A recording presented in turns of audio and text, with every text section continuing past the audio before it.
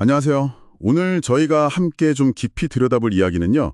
그녀의 빈자리라는 글의 일부입니다. 이게 참 직장 내 관계나 타인에 대한 이해, 뭐 그런 문제들을 생각하게 만들더라고요. 네, 맞아요.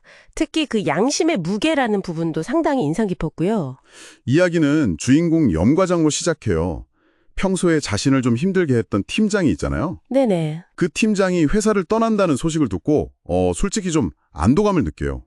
그럴 수 있죠. 매일 부딪히면 힘드니까. 네, 심지어 빈 책상을 보면서는 약간 해방감 같은 것까지 느꼈다고 하니까 그동안 꽤나 스트레스가 있었던 모양이에요. 처음엔 그랬겠죠. 근데 이게 그 안도감이 오래 가질 않아요. 금방 아주 복잡한 감정으로 바뀌거든요. 아, 어떻게 바뀌나요? 동료한테서 얘기를 들어요. 그 떠난 팀장이 사실은, 정말 여러 가지로 힘들었다는 거예요. 뭐 갱년기 증상도 있었고, 자녀 문제, 또 남편 문제까지. 와, 정말요? 네, 거기다 실적 압박도 엄청났다고 하고요. 그러니까 이런 어려움들이 막 동시에 겹쳐 있었던 거죠. 세상에. 전혀 몰랐던 이야기네요. 그냥 겉으로 보기엔 까다로운 상사, 뭐 그 정도로만 생각했을 텐데 그렇죠. 염과장도 딱 그렇게만 봤던 거고요. 그런 속사정을 알게 됐을 때 염과장 마음이 정말 복잡했겠는데요. 여기서부터 이야기가 확 깊어지는 느낌이에요. 맞아요. 타인을 안다고 생각했는데 사실 얼마나 몰랐는지 그걸 깨닫는 순간의 어떤 충격, 그 무게가 상당하죠. 네.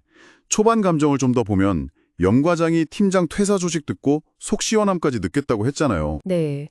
심지어 과거에 업무로 크게 혼났을 때 그 팀장이 신경질적으로 종이를 막 찢던 모습? 그걸 속으로 비웃었던 기억까지 떠올렸다고 하니까. 아, 그땐 그냥 감정 조절 못하는 사람? 딱 그 정도로만 봤던 거네요. 그렇죠. 그렇게 치부해버린 거죠. 근데 그런 겉모습 뒤에 그런 엄청난 고통이 있었다니 염과장이 동료 말을 듣고 정말 큰 충격을 받았겠어요. 네. 그러면서 이제 소크라테스 말을 떠올리죠. 부도덕은 무지에서 비롯된다. 아, 그 유명한 말이요. 네.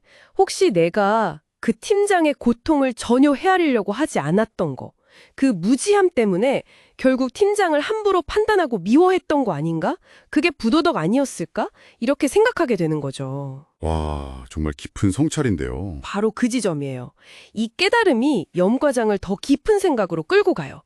단순히 몰랐다는 사실을 넘어서서요. 어떤 생각인가요? 과거에 자신이 좀 힘들 때, 실업 상태였을 때 바로 그 팀장이 자기를 채용해줬던 은인이라는 사실을 떠올리는 거예요. 아, 그랬군요. 네.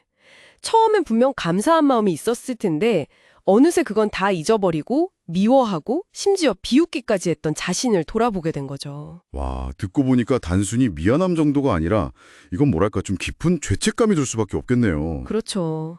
어쩌면 내 태도가 그 사람을 벼랑 끝으로 내몬 마지막 손길 아니었을까? 이런 생각까지 하게 되니까요. 네, 거기서 더 나아가서 그 팀장이 50대 여성 직장인으로서 겪었을 법한 어려움들 있잖아요. 뭐 경력의 고비라든지 가정과 일량립의 문제, 나이 들어가는 것에 대한 불안감 같은 것들? 네. 그런 것들이 남의 일처럼 느껴지지 않는 거죠. 맞아요. 아, 이게 어쩌면 내 미래일 수도 있겠다 이런 생각까지 드니까 좀 서늘해지는 거죠. 그렇죠. 그러면서 예전에 다른 상사가 했던 말이 떠오른대요. 직장 생활하고 사생활은 분리될 수 없다. 아, 그땐 흘려들었을 수도 있겠네요. 네. 이전에는 뭐 프로답지 못하다고 생각했을 수도 있는데, 이제 와서 보니까 그게 정말 현실적인 통찰이었구나 하고 깨닫는 거예요. 한 사람의 업무 모습이라는 게 그 사람 삶 전체랑 연결되어 있다는 걸요. 특히 여성 직장인에게는 더 복잡한 사정들이 얽혀 있을 수 있다는 점까지 생각하게 되고요. 맞습니다. 그런데 이런 복잡한 감정 속에서 염과장이 또 다른 현실이랑 딱 마주치게 돼요. 어떤 현실이죠? 바로 그 팀장이 떠난 빈자리 있잖아요. 네. 그 자리가 어쩌면 자기한테 올 수도 있다는 가능성. 이게 염과장의 내면 갈등을 정말 최고조로 끌어올리는 거죠. 아, 승진의 기회.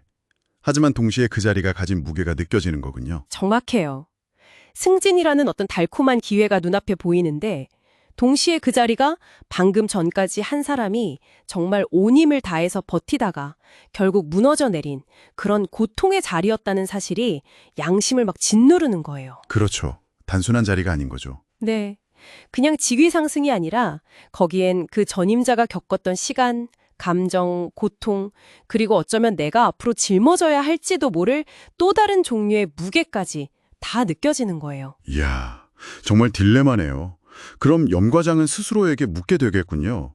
나는 과연 다를 수 있을까? 만약 내가 저 자리에 간다면 나는 저런 어려움 앞에서 어떻게 할까? 뭐 이런 것들이요? 네, 맞아요. 그러면서도 마음 한 구석에서는 스물스물 올라오는 그 자리에 대한 욕망. 그래서는 이걸 검은 욕망이라고 표현했는데 그 유혹을 완전히 덜쳐내지 못하는 자신을 또 발견하는 거죠. 아, 인간적이네요. 솔직하고. 결국 염 과장에게 팀장의 빈자리는 단순한 기회가 아니라 정말 무거운 질문으로 다가오는 거예요. 타인의 고통에 대한 공감과 자신의 어떤 현실적인 욕망 사이에서 끊임없이 번민하게 만드는 거죠.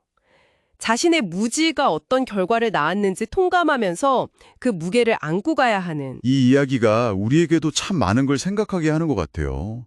우리는 주변 사람들, 특히 매일 보는 직장 동료에 대해서 얼마나 알고 이해하려고 할까? 이런 질문을 던지게 되네요. 그렇죠. 겉으로 보이는 모습, 단편적인 행동만 보고 너무 쉽게 판단하고 있지는 않은지, 그 사람의 보이지 않는 삶의 무게에 대해서는 얼마나 무관심한지 돌아보게 만들죠. 네, 특히 직장이라는 특수한 관계 속에서는 더 그런 경향이 있을 수도 있고요. 맞아요. 그리고 또 하나 흥미로운 질문은 만약 여러분에게 염 과장과 비슷한 기회가 온다면 어떨까 하는 거죠. 아, 내가 만약 그 상황이라면? 네. 그 자리에 담긴 이전 사람의 시간과 감정의 무게를 알게 되었을 때 당신의 마음속에서는 과연 어떤 목소리가 더 크게 들릴까? 이것도 한번 생각해 보시면 좋을 것 같아요. 네, 오늘 이야기는 여기까지 나누겠습니다. 여러분의 생각은 어떠신가요?